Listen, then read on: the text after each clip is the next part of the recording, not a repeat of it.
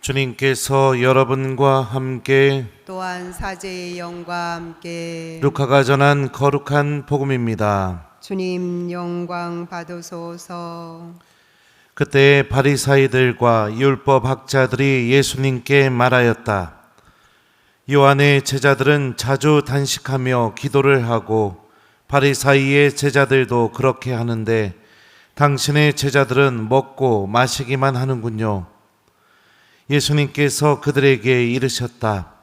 혼인잔치 손님들이 신랑과 함께 있는 동안에 단식을 할 수야 없지 않느냐. 그러나 그들이 신랑을 빼앗길 날이 올 것이다. 그때에는 그들도 단식할 것이다. 예수님께서는 그들에게 또 비유를 들어 말씀하셨다. 아무도 새 옷에서 조각을 찢어내어 헌옷에 대고 꿰매지 않는다. 그렇게 하면 새 옷을 찢을 뿐만 아니라 새 옷에서 찢어낸 조각이 헌옷에 어울리지도 않을 것이다.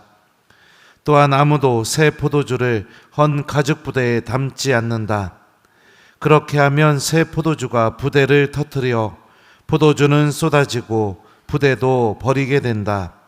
새 포도주는 새 부대에 담아야 한다. 묵은 포도주를 마시던 사람은 새 포도주를 원하지 않는다. 사실 그런 사람은 묵은 것이 좋다 하고 말한다. 주님의 말씀입니다. 그리스도님 찬미합니다. 오소서 성령님,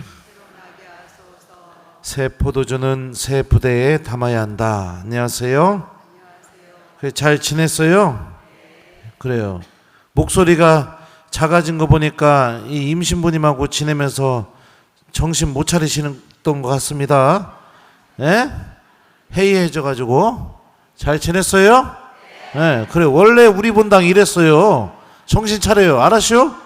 네, 본당 신부님 돌아왔어요. 자, 그래요. 여러분들 저 없으니까 어땠습니까? 1번 눈에 안 보이니 속이 시원하고 미사 드리기가 너무 좋았다. 2번 신부님 언제 오나 평상시에 본당 신부님의 소중함을 느끼게 되었다. 3번 나는 원래 신부님 계시나 없으나 별 느낌이 없다. 몇 번이에요? 진짜요? 네, 그래요. 나도 보고 싶었죠. 그래요. 우리 평상시에 항상 있던 것이 어느 순간 사라져버리면 그거의 소중함을 이렇게 느끼게 됩니다. 그죠? 제가 잠깐 휴가 갔다 왔을 때 저도 여러분들 너무 보고 싶어서 교우들의 소중함을 느끼는 휴가를 보낸 것처럼 여러분들도 그랬겠죠. 또 뭐가 있을까요? 우리 엄마 항상 내 짜증 다 받아주고 맨날 나한테 내가 막 뭐라고 하고 그거 다 받아주던 엄마가 갑자기 돌아가시면 어떻게 돼요? 엄마의 소중함을 느끼게 되죠. 좀 더 잘할 걸. 네, 그런 생각도 들고 또 뭐 여러 가지가 있습니다. 항상 내 곁에 있어서 소중함을 몰라봤지만 사라져버리게 되면 너무너무 소중하다는 것을 느끼게 하는 그런 사람들, 물건, 뭐 시간 이런 것들이 우리 곁에 존재합니다. 오늘 복음을 보면 단식에 대해서 나오는데 단식의 진정한 의미가 무엇이냐면 음식을 중단함으로 인해서 나의 생명이 내 노력으로 유지되는 게 아니라 밥을 먹지 않아도 우리가 살잖아요. 그죠? 그러면서 내 생명이 나의 노력으로 이루어지는 게 아니라 하느님의 은총으로 내가 생명을 살아가고 있다라는 것을 깨닫게 되는 게 이 단식의 진정한 의미입니다. 그러니까 우리가 단식을 하면서 올바로 단식하게 되면 맺어내는 열매가 뭘까요? 하느님에 대한 사랑, 내가 더 주님의 말씀을 듣고 싶어하는 마음, 신앙의 소중함, 그리고 내가 더 열심히 살아야겠다 이런 마음들이 맺어지는 게 단식을 올바로 하게 되었을 때 나타나는 열매들입니다. 근데 오늘 복음을 보면 단식을 자주 한다고 이야기하는 바리사이들과 율법학자들이 예수님한테 뭐라고 말하느냐? 요한의 제자들은 자주 단식하며 기도를 하고 바리사이들의 제자들도 그렇게 하는데 당신의 제자들은 먹고 마시기만 하는군요. 이렇게 말하면서 비난하고 있습니다. 그러니까 하느님께 돌아가고 내 생명의 주님이 바로 하느님이시라는 것을 깨닫는 길로 주어진 단식이, 그 단식을 하게 되면은 하느님께서 정말로 원하시는 것을 내가 하는 열매들이 맺어지는 그 단식을 가지고 바리사이들과 율법학자들은 뭐를 하고 있느냐? 비난하고 심판하고 있습니다. 근데 교회 안에서 종종 이런 일들이 벌어져요. 신앙생활을 통해서 하느님과 깊은 관계로 맺기 위한 길로 주어진 것들이 마치 나는 이걸 하고 있는데 너는 왜 하느냐, 왜 안 하냐, 이런 식으로 이웃들을 비난하고 비방하는 그런 도구로 쓰일 때가 종종 있죠. 오늘 일독서 말씀 들어보죠. 나를 심판하는 분은 주님이십니다. 그러므로 주님께서 오실 때까지 미리 심판하지 마십시오. 그분께서 어둠 속에 숨겨진 것을 밝히시고 마음속 생각을 드러내실 것입니다. 그때에 저마다 하느님께 칭찬을 받을 것입니다. 바오로는 심판이 바로 하느님의 몫이라고 알려주고 있습니다. 주님께서 오실 때까지 우리는 미리 심판하지 말라고 얘기합니다. 왜냐하면 하느님이 아직 결정을 안 하셨어요. 이 사람이 죄인인지 의인인지, 이 사람이 나쁜 사람인지 아니면 착한 사람인지 결정을 안 하셨다고요. 왜 결정을 안 하셨을까요? 결정을 하는 순간 그 사람은 어떻게 돼요? 천국을 가든가 지옥을 가든가 바로 그 다음 일이 결정돼 버리기 때문이죠. 그러면 왜 결정을 안 하고 기다리고 계실까요? 다 살리기 위해서. 회개할 기회를 주어서 끊임없이 자비를 베풀어 줘서 용서해 주셔서 뉘우치고 다시 새로워져서 하느님의 자녀로 살아가게 할 은총을 주기 위해서 포기하지 않으시니까 주님께서 끝까지 심판을 미루고 계시는 겁니다. 그러면 하느님이 그 심판을 미루고 있는데 내가 저 사람 웃긴 사람이야, 저 사람이 무슨 천주교 신자야, 성당 가면은 착한 사람들 다 있는 줄 알았는데 다 못됐네? 이렇게 생각하는 것은 어떤 마음에서 나오는 걸까요? 악에서 나오는 마음인 겁니다. 악에서 나오는 마음이에요. 그렇게 말하는 사람들이요, 그 사람들 신앙생활 들여다보면 진실하게 기도하는 시간이 있는 가능성이 거의 없습니다. 비난하는 입, 험담하고 있는 입, 단죄하고 있는 입, 이 입을 가지고 있는 이들은요, 하느님을 찾는 마음을 갖고 있을 가능성이 거의 없다는 거예요. 아무리 정당한 이야기를 한다 하더라도. 왜요? 우리의 아버지가 그런 분이 아니시니까요. 우리의 예수님이 그런 분이 아니시니까요. 아무리 이성적으로 올바르고 정당하고 누구도 반박할 수 없는 좋은 명분을 갖고 비난하고 험담하고 단죄한다 하더라도 하느님이 그런 분이 아니시니까 그 하느님을 믿고 있는 내가 그런 생각과 행동을 할 수가 없는 거죠. 그러니까 믿음에 문제가 생기게 될 때 단죄하고 싶고 심판하고 싶은 마음이 내 안에서 솟아난다는 것입니다.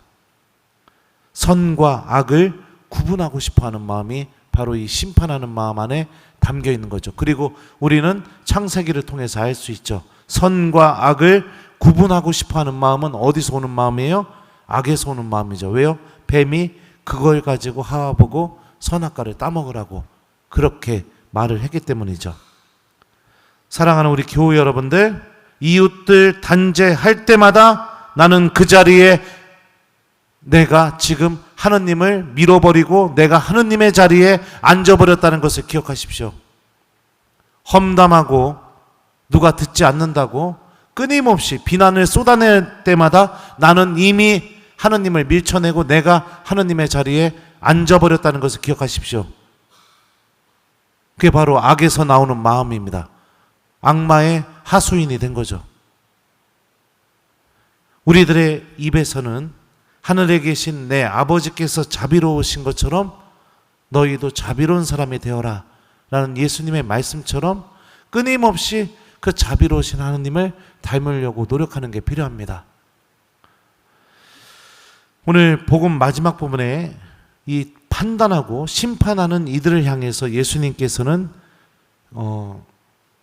새 옷과 새 부대 이야기를 비유로 이렇게 들려주십니다. 아무도 새 옷에서 조각을 찢어내어 헌옷에 꿰매지 않는다. 또한 아무도 새 포도주를 헌 가죽 부대에 담지 않는다.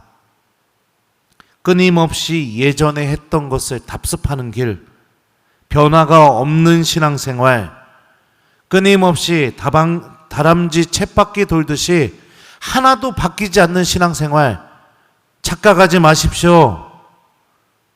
그 영혼은 헌 옷을 입었으면서 군데군데 새 옷을 찢어서 덕지덕지 붙어있는 그런 아주 불행한 모습으로 하느님 앞에 서 있다는 것을, 주님께서 주시는 새로운 은총을 하나도 담아낼 수 없는 헌 가죽 부대가 되어서 조금만 주님께서 새로움으로 인도하면은 그냥 금세 터져버리는 그런 불행한 가죽 부대의 모습이라는 것을 기억했으면 좋겠어요.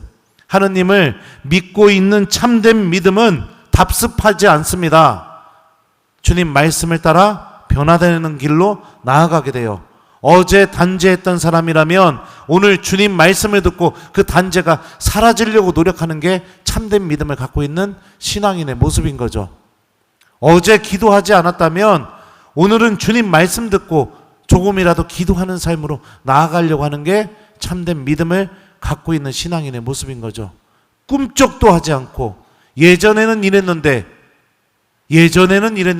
언제나 그런 얘기하면서 입에는 끊임없이 비난하고 단죄하고 흉보고 험담하고 이런 말만 당기면 영혼이 걸레 같은 옷을 입고 새 옷을 기워 넣은 기워서 붙인 그런 보기에 너무나 우스꽝스러운 그런 모습으로 하느님 앞에 서 있는 불쌍한 사람일 뿐인 겁니다. 그러니까 우리가 단죄하고 심판하고 싶은 마음이 들 때마다 하느님을 기억하고 주님의 말씀을 오히려 더 가슴에 담고 그리고 그 마음을 내려놓을 수 있도록 노력하는 거, 이게 신앙인다운 선택인 거예요. 그러니까 오늘 하루는 우리 단죄하지 않고 심판하지 않고 그리고 오히려 남을 비난하기보다 내 자신의 모습을 성찰하고 내 영혼이 계속해서 예수님이라는 새로운 옷을 입는 신앙인이 될 수 있도록 하느님께서 주시는 은총과 자비, 용서, 구원에 관련된 모든 것들을 다 담아낼 수 있는 새 부대가 될 수 있도록 내 자신을 성찰하고 더욱더 새로워지도록 노력하는 게 신앙인다운 선택이겠죠. 오늘 하루 여러분들 숙제 드립니다. 그동안 숙제도 없었죠? 복음 말씀도 대답 안 했었었죠? 예, 이러면 안 되는 거예요. 이게 신부님 있으면 하고 없으면 안 하고, 그럼 나 나중에 여기 사목 마치고 떠나면은 다 도루묵 되겠네. 전부 다 헌부대 되고 전부 다 그 거지 같은 옷 입고선 여기다 하나씩 기호 붙인 그런 사람이 되겠네요. 그렇게 하면 되겠습니까? 안 되겠습니까? 됩니까? 안 됩니까? 그래요. 천주교 신자는 미사를 사랑하고 주님 말씀을 사랑하고 고해성사를 사랑하고 기도를 사랑하는 사람이 천주교 신자입니다. 이 네 가지가 내 영혼을 계속해서 새롭게 만들어줍니다. 그죠? 그러니까 신부님이 있던 없던 항상 주님 말씀 기억하면서 살아야죠. 평일미사 나오는 교우들은 다 주님 말씀 기억하면서 살았을 거예요. 그렇죠? 그렇죠? 네, 이뻐라. 거짓말 혹시 했어요? 그래요. 오늘 하루 여러분들 이웃들 흉보지 마시고 심판하지 마시고 단죄하지 마시고 오히려 그럴 시간에 내 자신부터 들여다보고, 그죠? 그리고 내가 더 새로워질 수 있는 것들을 내 마음 안에서 치워버리는 그런 하루를 보내는 게 하느님 자녀다운 모습이겠죠. 그죠? 네. 오늘 숙제는요, 여러분들 험담, 흉보기, 남 원망하기, 그 다음에 또 또 뭐 할까요? 저 사람 막 저랬디야 막 이러면서 단죄하기, 심판하기, 이거를 단식하는 하루. 알았어요? 오늘 이거 좀 끊어버리시고 내 영혼이 새로워질 수 있도록 내 자신을 좀 성찰하면서 하느님께 필요한 은총을 청하고 기도할 수 있는 하루를 보내는 거, 이거를 숙제로 드립니다. 여러분들 모두가 다 새 포도주를 담아내는 새 부대이고 항상 주님 안에서 그리스도를 옷 입듯이 입었습니다 라는 이 바오로 사도의 말씀처럼 우리는 예수님이라는 새 옷을 입고 있는 하나님의 자녀들이라는 거 잊지 않으면서 오늘 하루 기쁘게 지는 하루를 보내시기 바랍니다. 새 포도주는 새 부대에 담아야 한다. 아멘.